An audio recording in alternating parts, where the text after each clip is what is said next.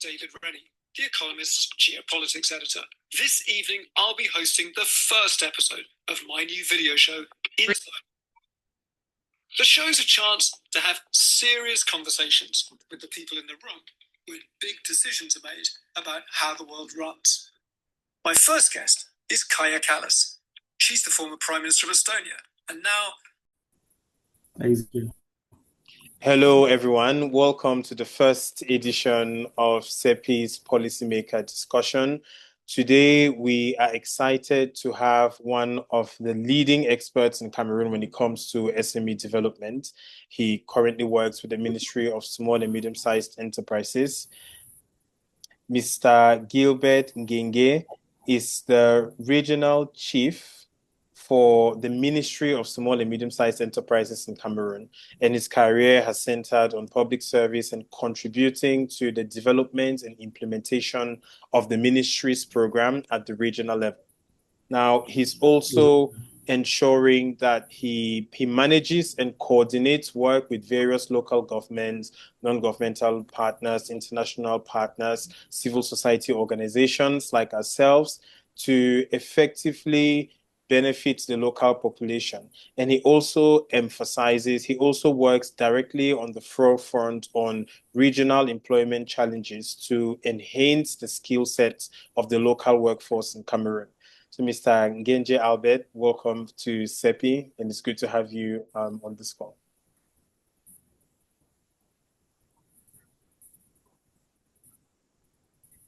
I think we might be facing some challenges. So Mr. Gilbert, Thank you, Mr. Henry, and it's nice to be here. All right, perfect. So we're going to dive right in. I'd like to apologize in advance to all of our viewers because we are facing some internet challenges. As we all know, Cameroon, of course, is going through its transition period, and as usual, the internet doesn't function as it needs to. So hopefully this conversation can incentivize or encourage some SMEs to actually think about solutions that can improve our local internet connectivity. So, Mr. Ngenge Albert, before I start, I just want to give a few statistics about SMEs in Cameroon. Now, SMEs in Cameroon make up about 99% of our economic fabric. Small and medium-sized enterprises are really the backbone of the Cameroonian economy. They dominate the business landscape. They generate enormous amounts of employment. And we know that SMEs account for over 99% of companies, which is about 443,000. They contribute 36% of Cameroon's gross domestic product. They employ 60% of our workforce. And in 2023 alone, we noticed the growth of about 19,651 new SMEs. So there's much of an entrepreneurial drive in Cameroon.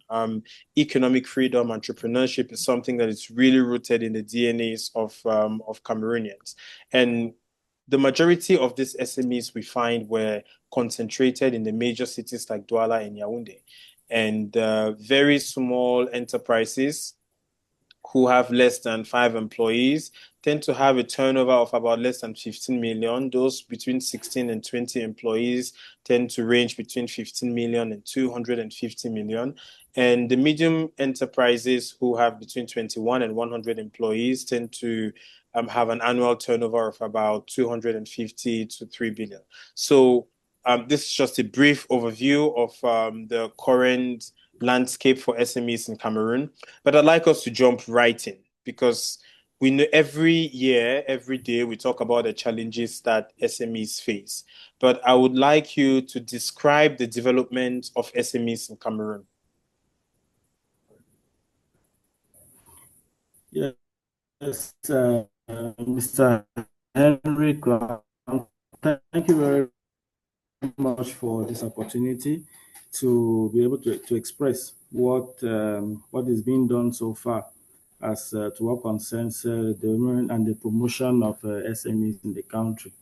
So as you rightly said, if I have to give a description of the development of SMEs, for example, in the country, we notice that there is a spectacular increase in the number of SMEs being register. If you want to start looking at 2019, there is a spectacular back then to about 443,500 SMEs thereabout that are being created, that were created last year, last 2024.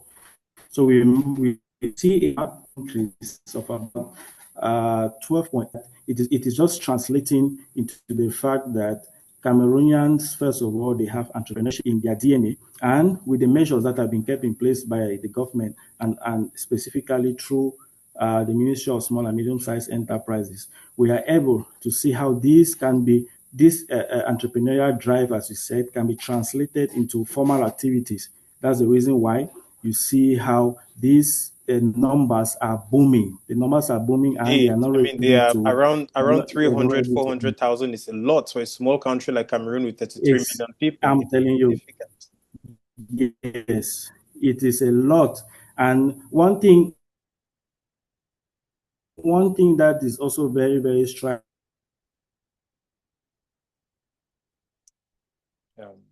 I think it froze a little bit. I apologize in advance. The description of the development of the SME is that it is mostly carried by, I think that's 79% of it is being carried by very small enterprises. Exactly. Because when you look at medium-sized enterprises in Cameroon, which defines, as you rightly said, a very small enterprise as an activity, an economic activity that employs less than 5 persons and has a running capital of, including taxes, of less than 15 million francs. Yeah. You really understand that there is a big drive for entrepreneurship. Now, it is now left for us, because we know, all of us, we all know the how they call it, the unemployment issues that we have. So we can think. So we have a glaring unemployment issue. We can therefore think, especially youth unemployment, more of necessity-driven entrepreneurship. Yeah, because there are many who come out of schools, they don't have what to do. Yeah, they don't have jobs. You know, the IMF was saying recently that the issue with developing countries like Cameroon is that sometimes we have a private sector that is growing, especially due to unemployment. There are new and due SMEs. to this youth unemployment, many have turned to entrepreneurship, and which is, we can term entrepreneurship by necessity, which is not bad, which is good also, because it helps to show that people go to school in order to find solutions that they can market. Solutions to local problems that we face. Yes. So I just wanted to I wanted to put it right there, because you said something very interesting. That our SMEs generate a lot of employment. Aspect of the description. Mr. Gilbert, just before you come to, I just wanted to circle back on something that you said that was very, very important. You noticed that our private sector creates a lot of jobs, but unfortunately, they don't create enough jobs to be able to absorb the number of youths who enter the labor market, because every year in Cameroon, 60% of our population is under the age of 35. It means that we have a growing youth population, and to really unlock the demographic dividend, what we have to do is ensure that we have productive businesses who can create employment and who can create opportunities for youth. Because whilst we might promote entrepreneurship, it's not every youth that's entrepreneurial, isn't it? And so I would like, given that description, the fact from what you've said, what we can conclude is that SMEs make up an important part of the economic fabric. They generate employment, especially for youths. They also, but also what we've learned is that entrepreneurship is driven by necessity. So some people become entrepreneurial because there's nothing else for them to do, and that drives them towards entrepreneurship. So now I want to, given that many people go into entrepreneurship, I would like you to share with us what are the factors that support and hold back entrepreneurship, hold back SMEs in Cameroon? Okay, I'll start with the factors that that support. In every I'll call it in every endeavor, in every initiative, you always have what we call the push and the pull factors. The things that are pushing you to get into something, and the things that can be pushing you out of of something, of an initiative. Yeah. That, for example, responsible, the pull factors. What are the things that are responsible for these numbers, these astronomical numbers that we have, numbers that are SMEs, still yeah, also increasing, 300, because 400. this is the statistics of 2024. We are still to exactly, yeah, we are still to get to the end of this year to know how many SMEs were created in how it went for 20? 2025, and I bet you it's going to surely be also Yes, but you know what we exactly find is that in every year, 2025. So there are many factors that are pull up the pull factor. I know that so the pull and Yes, push go ahead. factors, we find that from our work at CEPI and our surveys with over 500 SMEs, we work very closely with the private sector. And what we find is that for SMEs, the number one challenge that they outline is access to finance. The second challenge that they've outlined is difficult administrative procedures. The third challenge that they've outlined is really a capacity issue, the ability to conform to regional and international standards, especially as Cameroon has signed the African Continental Free Trade Area. Lack of technical skills.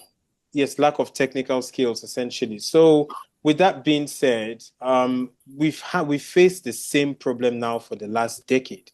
We've known that there's issues of access to finance, that businesses and SMEs face difficulties in accessing finance, to the point where I think at the ministry, at the budget for last year, they created a 200 billion guarantee fund to encourage banks to lend to SMEs. Exactly. But so those are some of the push factors.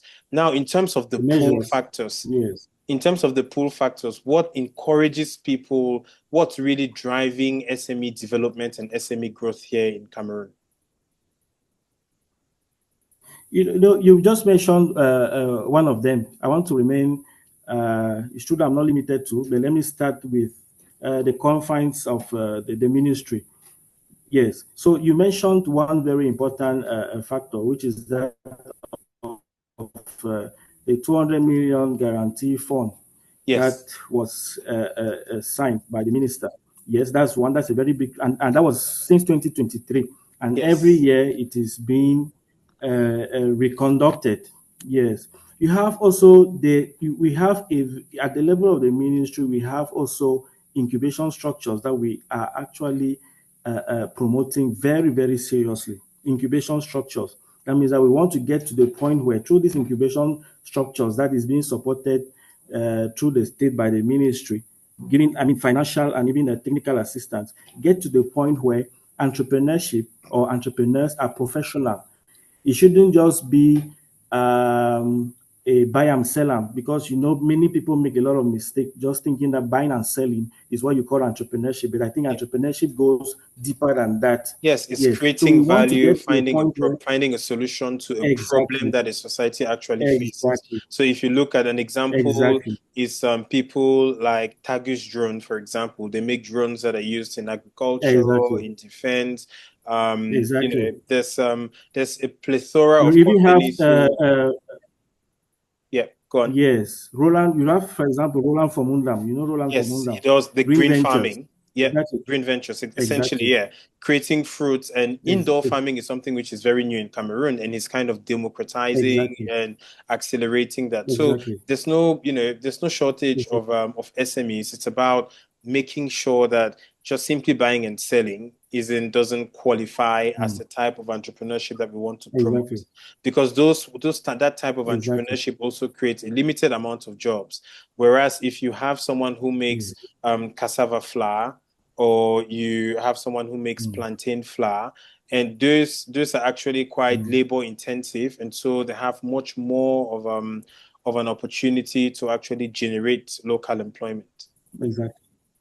So yes, exactly. That's what I was saying, that through the various incubation structures, state incubation structures that the ministry is supporting, you have a lot that is being done there in order to develop entrepreneurs that are professional, that are not just buying or buy and sellers in quote, or buy and sellers, people who are be able to come up with original ideas that are solving real life Cameroonian context problems. Yes, of course. People, Yes. even if you look at even Joku, that created a job search Joko, engine exactly. career platform. Yes. That's something that is so useful because it connects employers with potential candidates. Or even if you look at something like Mavians that is now facilitating digital payment, or gifted moms for those of us who are interested in healthcare. There are a lot of businesses that are doing really, really impressive things. Even Soprocam, right? That manufactures. Yes, we do have, I don't know if you've heard of Paysika. I haven't heard of them. Too, there's Paysika too, there's Ijara too. In fact, there are many of them. Yep. The ones who are doing like mineral water, but those ones are a bit more established, right?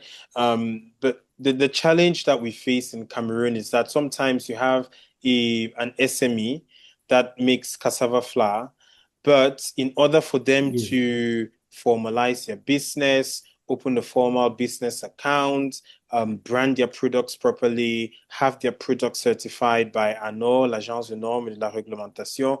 All of that requires a significant amount of finance, but also technical support. So how does the ministry how do you guys ensure that you find the balance between the technical support and the financing that some of these entrepreneurs need? No, that's why I was just about talking about, I mentioned incubation. I was still getting into the various programs, projects, and initiatives that the ministry is taking in order to make sure that people who are, like you mentioned, producing or transforming cassava into various products that can be marketable, can find very, very big markets that they can conquer. So we have at the level of the ministry, we have many initiatives that we put in place. We have, for example, the program 043, which has to do with the promotion of or inculcation of the spirit of entrepreneurship. We have program 044 that has to do with the modernization, transformation and modernization of production units. We have projects like the PAD. It is a support that helps people who are dealing in the transformation of mass consumption products. They give them technical support. They give them finances. Also, they give them also machines, because mind you, main problems that our people are facing, our entrepreneurs, is that of the outdated, I'll call it the outdated technical approaches, procedures. Exactly, that they use. They use very rudimentary materials, and you see that is very bad for quality assurance. Yes. You were talking about, and it could also even compromise consumers' health. Because that we spoke to a few entrepreneurs who make cassava, and they told us that when they went to get their product certified, what the regulator told them was that because they grind their cassava in normal machines, these metal machines, there was a lot of metal residue.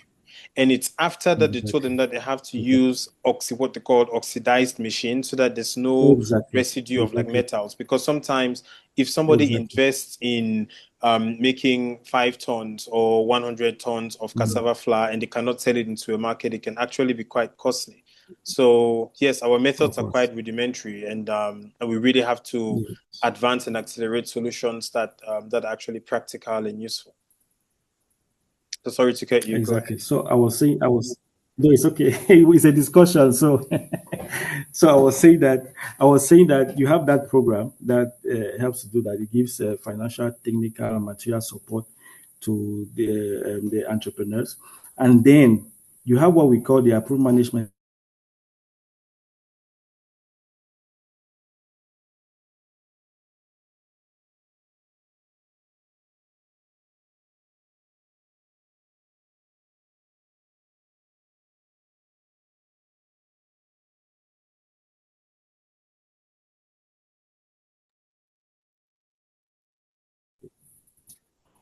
Okay. I think we're back on. Sorry, we had a minor interruption there. Yes. So I was talking also about. Remember talking about when we we're talking about stuff that has to do with capacity building Yes, of the standards. entrepreneurs. Yeah, So I building. was mentioning, yes, exactly. So I was saying that even as what concern standards, right? Standards and certification, we have a convention framework that was signed by the ministry, that's mean MESA and no, in order to, that is enhance the certification, the certification Yeah, to process. improve the Because flow and also we have, make sure that when you, I imagine it's to make sure that when you guys provide the support to SMEs, it's easier for those SMEs who've now benefited from capacity building or technical training and support to then go to ANO. So it's a yes, bit of a funnel system essentially. yes, because we notice, the complaints that you're raising, and to that I'll add, why was this framework convention? Why did it come in place? Because we noticed that many SMEs, many entrepreneurs were complaining of the fact that they, for example, are saying that the for certification of their products. They were complaining about the cost. They were It's very complaining about the expensive. administrative bottlenecks. For Yes, I mean example, they still do very complain expensive. about the They were complaining cost. about, yes, they were You know that, complaining about yeah, the the fees field are, visits, and for the fees for the field visits, and so on and so forth. So within the framework of this convention, the ministry is able to support and all. I'm saying this because I think in the month of August, we have a workshop that was organized at the level of the ministry, which was the culmination of a long process, which the ministry, hand in hand with ANO, they went into, I think there were 5 regions, went and collected samples for products from the to entrepreneurs, test and came back, certify analyzed them. them. Exactly. Exactly. So you see that these are actually measures that are being put in place by the state through the Ministry of Small and Medium-Sized Enterprises to make sure that the products that are being sent out there are of standard, are quality assured, and are certified. Yeah, so we had So over 200 and something entrepreneurs whose products were certified because of that initiative. And of course, it would just become more and more yes, better. I think that more was just SMEs will join, and more SMEs will be able to certify their products. But you know, we as exactly. CEPI, we tend to promote a much more entrepreneurial and a much more individualistic approach to that kind of development. Now we because what we found from SMEs is that the cost of certification is expensive.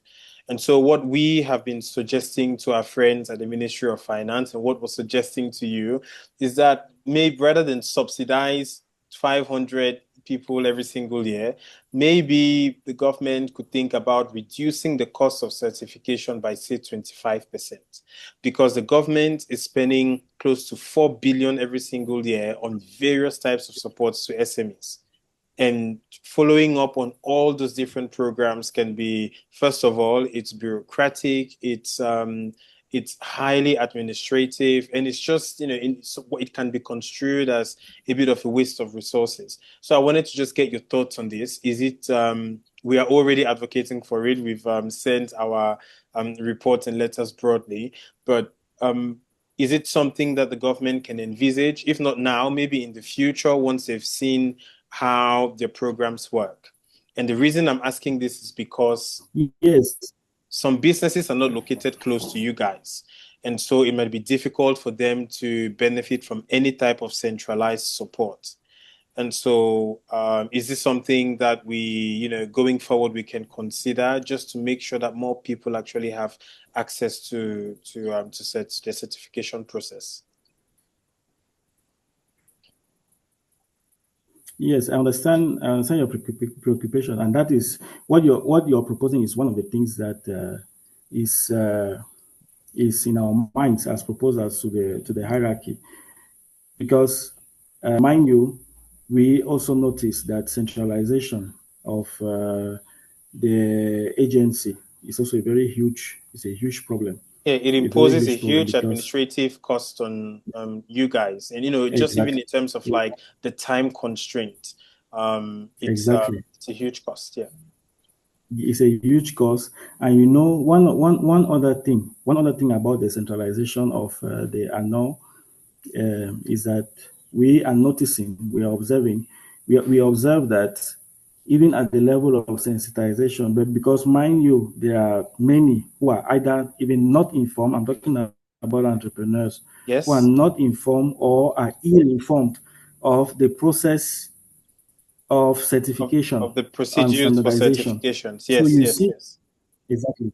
Yes, just to say that it is something that we are proposing to a hierarchy that we should see how we can get into, I don't know what is going to be called, maybe another convention or whatever, or Well, I we mean, should help ADNOR to this all of these just needs like, a stroke of a pen. And it's not something that has to stay there forever. For example, what we were suggesting is that for 2026 and 2027, in one of those finance laws, the government can say that they would reduce certification costs by 20% only for 2 years, so that they push many more companies to go and certify their products because they know that they have 2 years, and after that the cost goes back to normal. So it's something that the government can envisage and then see how it can tweak its other programs, because most of the feedback that we got was that when you guys propose these reforms and the cost 600 million or 1 billion, you have to consider that other programs are going to be impacted. And we strongly believe that reforms are not things that have to just come in and be permanent. Like with the cassava flour, for example, we began lobbying back in 2023 that the government should suspend value-added tax for cassava flour. And it was nonstop. And our aim wasn't that the government should leave it on there forever, but we had suggested that the government leave it for at least 3 to 5 years, so that we see whether it actually supports local production and see what else we have to adjust. And then maybe we can go back to having value-added taxes later. But until we are certain that a policy can work or cannot work, it's important to just have it first. And so that's what we're suggesting in this case. But before we continue, you know that Cameroon signed the African Continental Free Trade Area in 2018. It's an agreement with 53 other African countries, sort of 48 state parties, and it seeks to bring down the trade barriers to reduce the tariffs that importers and exporters have to pay. And Cameroon is one of the countries who was actually a leader in this initiative, because we were included in the guided trade initiative, where only countries like Kenya, Tanzania, Rwanda, Mauritius, Ghana, and ourselves were selected. Now, other countries like Ethiopia joined recently. But it showed that at the African level, they recognized that Cameroon already had the infrastructure, we already had the administrative capacity, and we have digitized to a certain level to allow us to be able to trade across the continent. So what I'd like to know from you is what how is the government helping more SMEs in Cameroon to export? I know you've given a number of programs that improve technical capacity, various potent types of financing and other types of support. But is there something that is specifically geared towards boosting SME exports? No, I think something that is specifically geared, I don't have any mechanism, because here we're talking about the Ministry of Small and Medium-Sized Enterprises, but you Okay. have the Ministry of Trade, who Yes, can yes, really have absolutely. specificities exactly on what they are doing. But mind you, all of these measures, because I think there are more The than 10 complementary, of them right? that Yes. exactly. Most of these measures, I just want to go back to certification, for example, the work that we are doing to help Businesses SMEs and certify to help their entrepreneurs products. to Yeah. certify. Certification, I think, is one of the very strategic levers when it comes to Exports. finding new markets, especially Yeah. within, It's one of the exactly, most very, very important. important. It's one of the most important steps Exactly, in the in export procedures, because exactly. countries consider it non-tariff barriers, but these certifications ensure Yes, that products can enter a country and the people buying it in that country actually have confidence in the product. So I think what you guys are exactly. doing in some ways is complementary. What we at CEPI try to Yes, do is we've started first of all with the trade procedures, but we're teaching SMEs, businesses, step by step how they can go about certifying their products, how they can go about exporting, what types of documents they need, etc. So I think building that technical capacity is very important. It's a vital part of trade, because you know that in Cameroon yes, up to 3% of our cocoa used to be rejected in international markets, right? In the EU, in Japan. But you find that recently that has changed. In the last couple of years, very exactly, few Cameroonian exactly, products are actually rejected in international markets, which means that our exactly. efforts here in civil society, your efforts in government is actually yielding some positive fruits. Yes, I also want to mention that you know about the small and medium-sized enterprises bank, right? Yes, yes, I Bank de think the PME. Yeah, government has launched exactly. You know the PISA, that is the import substitution, integrated import substitution, export mix policy. yeah. Yeah, I Import think substitution strategy. I think they launched that in 2021. exactly. I think the government has kept at the level of that bank. It's about 9 million francs for SMEs that are dealing mostly in agro processing and how they call it, fisheries. Yeah. Yes, entrepreneurs who are dealing. So it is a very important lever. We're talking about the financial barriers. We're talking about financial barriers. It's not long, and you see that Yes, yes. through this bank, the government is able to help SMEs who are dealing in a specific and particular sector to have loans, because we all know the problem of the loan Access issue to with the finance. stringent Yes. collateral, exactly, And high interest rates, and most SMEs don't usually have collateral, even if they have good products. Because in exactly. Cameroon, it's also especially Exactly. for the women SMEs who make up only 20% of those in manufacturing, but over 50% in the informal sector. You'd find that just because they cannot sometimes exercise their property rights, or they haven't formalized land ownership, it's difficult for them to access a loan. And you're very right to remind us that some banks also charge very, very high interest rates. And although the Bank Right. of Central Yeah. African States actually puts a ceiling, enforcement has been very difficult, because banks, under normal circumstances, have to declare their interest rates on their websites, but not all banks do that.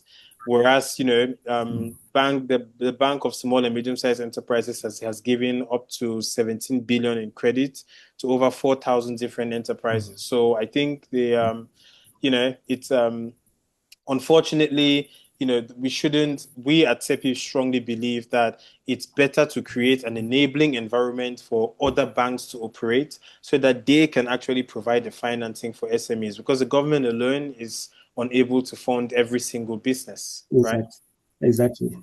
Exactly. But the government is doing is trying to do as much as it can. Yes, absolutely. In that direction. Another thing you just mentioned, create an enabling environment where other banks will come in and support this promotion or development of SMEs in the country. Yeah. But there's something that I saw that is very, very a lack that I saw in the financial sector that is very, very is impacting the development of SMEs in a negative way.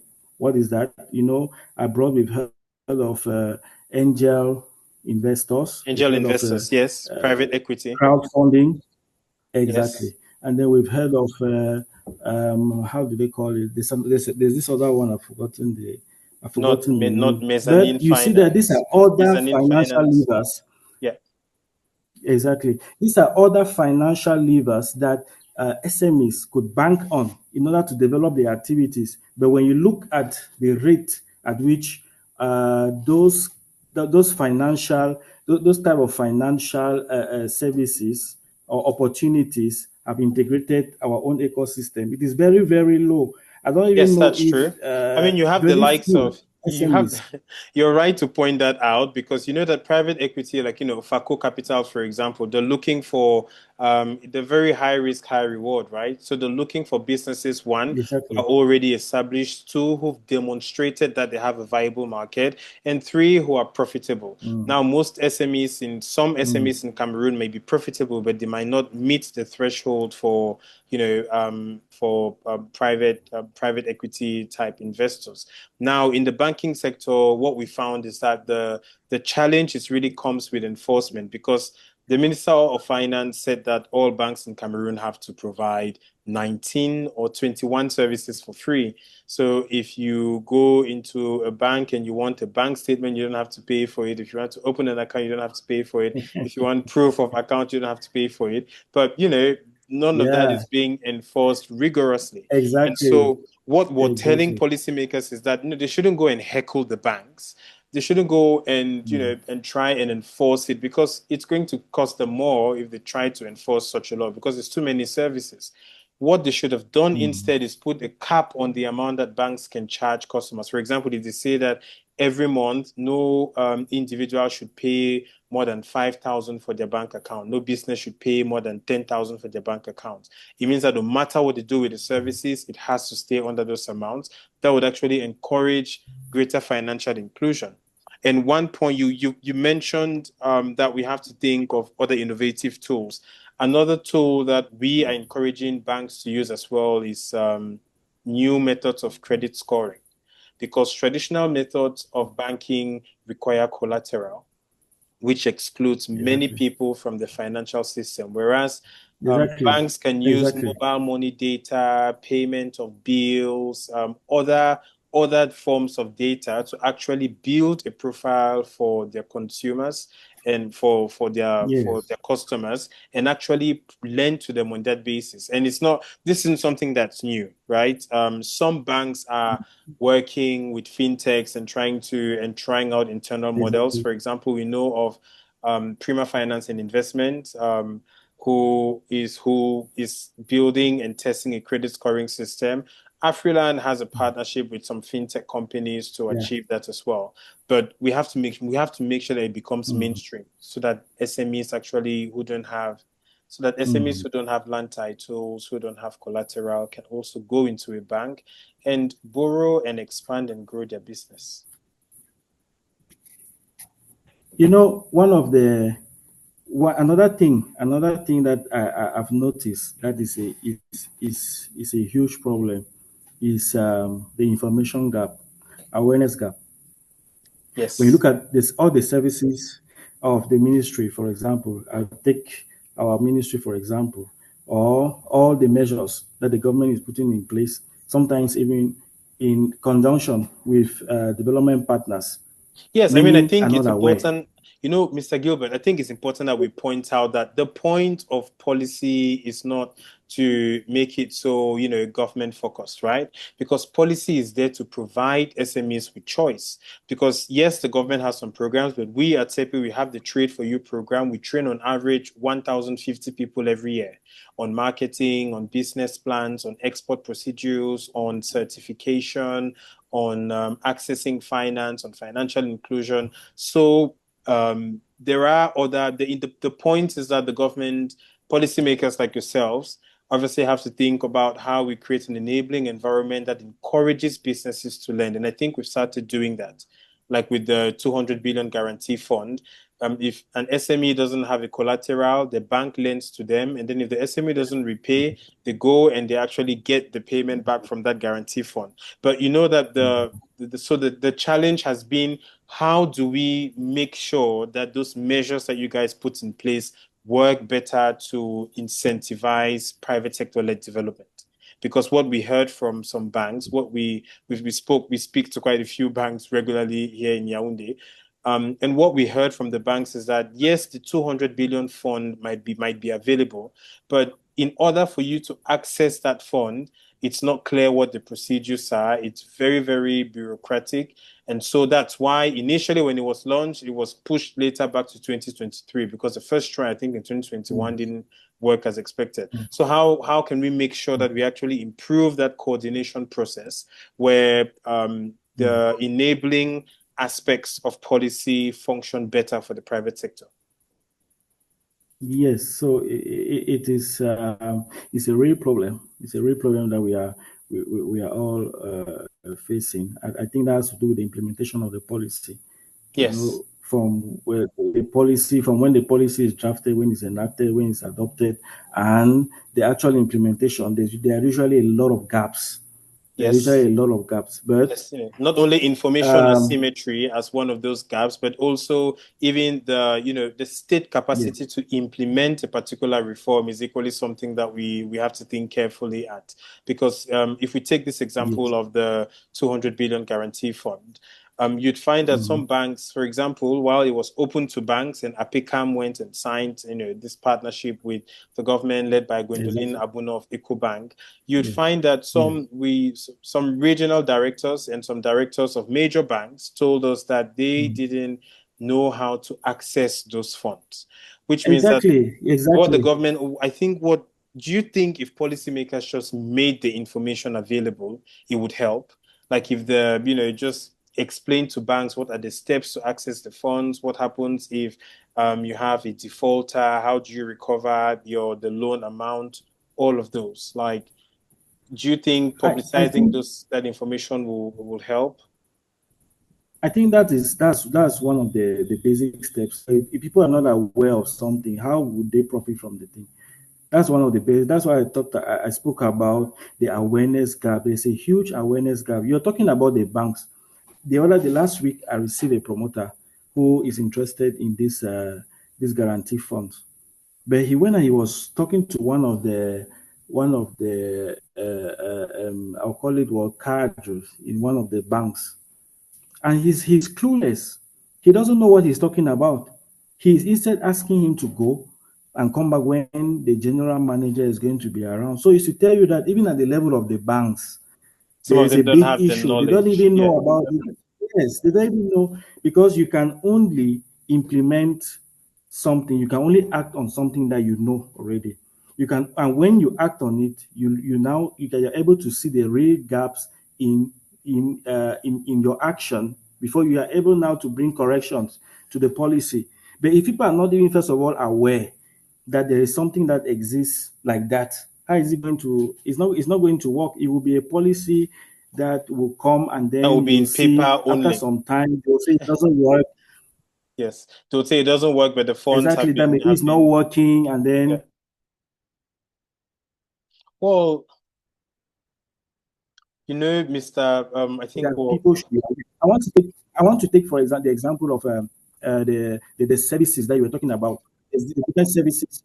The different service. Another example, the different services that you were talking about that banks have to give for free. Many people are not aware of that.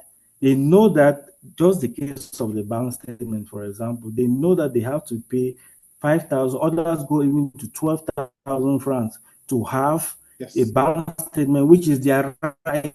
Yes, They are not which is aware that I it is mean, their we love right our friends in for the them, for banking the sector, bank to but that's issue such a such vital document. statements to them.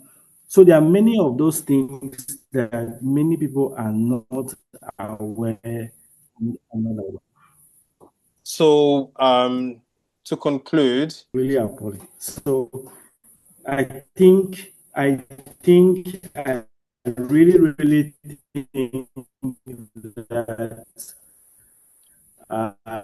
the information gap should be closed as much as. okay, so we have to address that information asymmetry. And can I just say that that's what we're trying to do now at CEPI, because we luckily we wrote to the Chamber of Commerce to put all of the import procedures and export procedures on their website, because businesses came to us and they told us that how are we going to export if we don't have both import and export procedures? So we're very thankful that the Chamber of Commerce, they were very responsive. They've put up the procedures. At the Ministry of Commerce, it's taking a bit long, but we're hopeful that by the end of November, they're actually going to put up those procedures online to ensure that businesses understand the steps they have to go through to even access. SMEs know the steps to go through to even access an export license. Now, I would like. I don't know if you have time for. I don't know if we have time for one other point. Just quickly. Absolutely. We have another very, very big issue, infrastructural problems that needs to be attended to very, very urgently. If we really roads, we have to improve our roads, our port course. Infrastructure. We have to digitize those procedures, freight and air transport and rail as well. Because I know that and you're not mentioning electricity. Yes, electricity, internet. Electricity. If you have to produce internet infrastructure, if you have to produce on a certain scale, and you are envisaging that you want to export, you need the required energy. You need the required energy to push that production.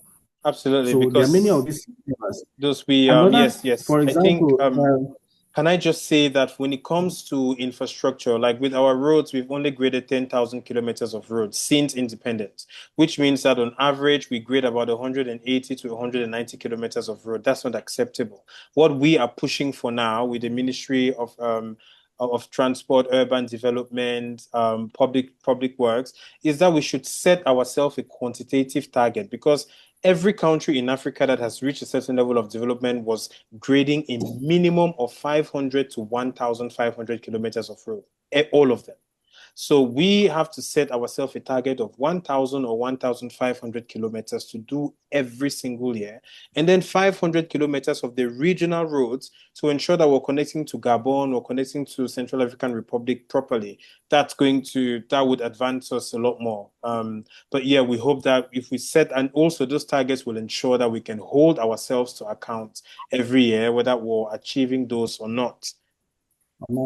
And you know that you reminded us, thank you for reminding us about something as vital as electricity, because the statistics say that between 65 to 73% of the population have access to electricity, but having access to electricity doesn't mean that the lights come on when you turn them. We have to ensure that there is a regular electricity supply as well, making sure that Cameroon is blessed with so much sunlight and wind in our coastal cities. We have to ensure that we're also promoting decentralized grid solar solutions so that we don't rely on this centralized system alone. So we have to diversify our energy mix. We second you that 100%. Now, I want us to, we would have other discussions, I hope. This will be part of the series, but I want you to, first of all, if you can permit me, I would like you to just listen to what our recommendations are at CEPI, what we're suggesting to policymakers around. Because given we get a chance to speak to you, I think we should. So when it comes to infrastructure, like I said, we think we should have quantitative targets, at least 1,000 to 1,500 kilometers of roads graded every single year.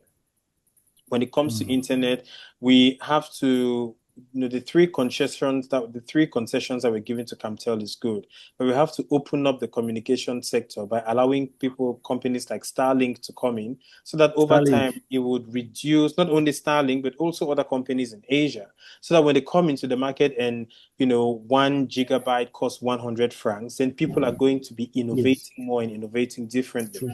We're also recommending that the central bank, instead of just give liquidity to commercial banks like that, they should make sure that it comes with some conditions attached. For example, they can say that if you're a bank, you must give 50% of your loans to SMEs instead of the current 30%. So I believe that those are some of the reforms that can lead to the development of SMEs, and also sensitization when it comes to the AfCFTA and cooperation between our organizations. Because whilst we believe in private sector-led development, we were not oblivious to the fact that we need good institutions, good policies to ensure that the private sector can develop effectively. So with that being said, I would like you to share with us, any last thoughts? Last thoughts, I would say that we are very, very proud of what the ministry with other development partners are doing in order to have this boom of enterprises that we are experiencing. And we are equally saying that the Ministry of Small and Medium-Sized Enterprises will keep on working relentlessly, as it has always been doing, to make sure that these enterprises do not only survive, but that they thrive. Yes, that they are sustainable. I think that after producing the numbers, it's good now. We now see how we start checking how to make sure that these enterprises actually survive for a long period of time. And part of the survival process is to make sure that, first of all, they get the right standards, because with the standards, quality assurance, the certificates of their products that they have, they can chart new markets. And everybody knows that the aim of any business is to make sales. Yes, to sell, to reach new markets, to actually reach new consumers, especially with the African Continental Free Trade Area. It's a unique opportunity. Exactly. Okay. Yes, so it's an opportunity. The challenges that we are facing actually is an opportunity for us. It's an opportunity of growth. It's a growth opportunity for us, growth opportunity for SMEs. So through the incubation structures, that is where, that's where most of the thinking for new businesses takes place. So mostly there, people will be able to bring up new ideas, new solutions that they can market, especially with our current and contextual challenges. Okay. Well, thank you so much for taking the time, Mr. Ngenge Gilbert, Regional Chief in the Northwest region for the Ministry of Small and Medium-Sized Enterprises. This is our first, but I hope it will not be our last, because I think this we have a unique chance not only to shape thinking on what the ministry's work is, but also identify the levers and the opportunities that can promote the development of the private sector. So we at CEPI, thank you very much for taking the time. We appreciate you for taking the time, and we hope to see you very soon. Yes, thank you too very much. I hope that even at my level, we can keep on working in order to push the development of our SMEs. So just feel free anytime you feel that you need me, or I feel that I need you. Yes, of course. We're always open. If you need us to do any small research work, we'll be happy to do some work with your units. We're very, very open to that, because we believe that this cooperation is necessary. Absolutely. Yes. So if you have any policy briefs and so on and so forth that you think that I can intervene in one way or the other, no problem. I'm always going to be available. Perfect. And another thing that I wanted to mention, the advancements, for example, that you record your results. You mentioned a couple of them. You've sent letters to a couple of administrations Finance, the Ministry of Commerce, Ministry of Finance, Chamber of Commerce has already replied. They've already updated their procedures. Exactly. It will be very, since we are talking about raising awareness and closing the awareness and information gap, you can always share so that we also share with our own population, our own target population. So it'll be very, it'll be very interesting. I mean, I would be very, very, we at TEPI would be over the moon if the Ministry of Small and Medium-Sized Enterprises put the export and the import procedures there. But we're going to share all the information with you, because sometimes it's just a link with those procedures there that you just have to put on the website.